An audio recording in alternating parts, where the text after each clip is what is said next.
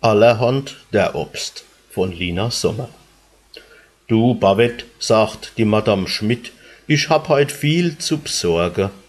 Geb mir nur in de Kisch gut Acht und du ach's Kind versorge. Wann's aufwacht, leg's drucke, gell? Und lass es nicht lang blärre und stell auch in de Offenei die Quetsche ver zum Derre.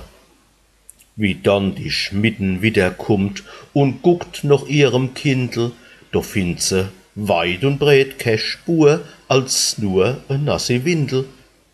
Auf einmal kreischt se laut aus, dann unne drin im Bettsche.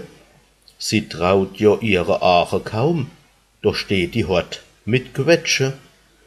Die dappisch Babett in der Eil, du lieber Himmel drobe, hat's der Obst in des Kinderbett und s Kind in de Offe geschoben.